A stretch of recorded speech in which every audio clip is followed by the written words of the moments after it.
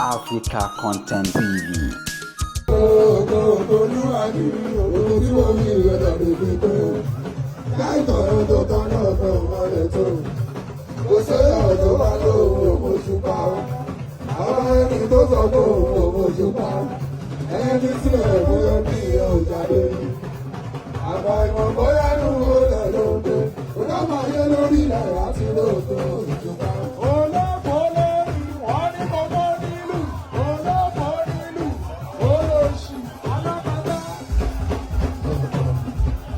Olódòdó fẹsẹ̀ bí ọ̀kí oṣù gbogbo bàtọ̀. Ìjọba ọ̀rẹ́ ọba. Ìjọba àwọn aláàjì gbòòrò. Ẹ sọ pé Pasuma ń dá ló pèlè. Bàbá wá sí ọ, Pasuma ń dá ló pèlè. Bàbá wá sí ọ. Tí mo ní adábí màmá sùn mí ni.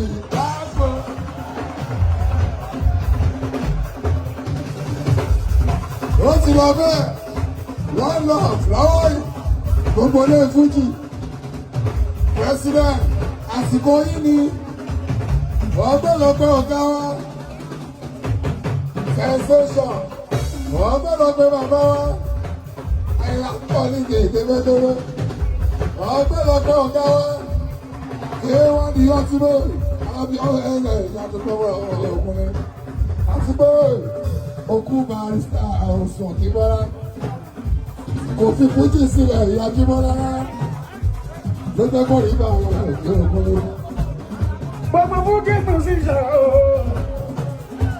Ọjà wa ẹ má gbàgbé ọ̀rẹ́ ń tọrọ àlùbáríkà lórí iṣẹ́ Fújì. Ẹjọ́ gómìnà ẹni tó dá sílẹ̀ ṣe. Màrúsátì bàbá wa síbẹ̀ ní ọ̀run.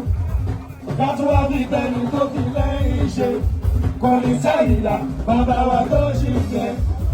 Kátúwá fi tẹni gbé Fújì sókè sí. Wọ́n sì wá ìdí olúwa wà ó gbàgbọ́.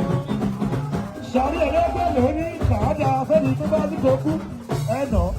Gbogbo ẹ̀ wọ́n lọ ọ̀gbọ́n mi. Gbogbo ẹ̀ Wọ́n lọ ọ̀gbọ́n mi. Gbogbo ẹ̀ Wọ́n lọ ọ̀gbọ́n mi. Gbogbo wọ́n lọ fún náà ní. Gbogbo wọ́n lọ fún náà ní. Gbogbo wọ́n lọ fún náà ní.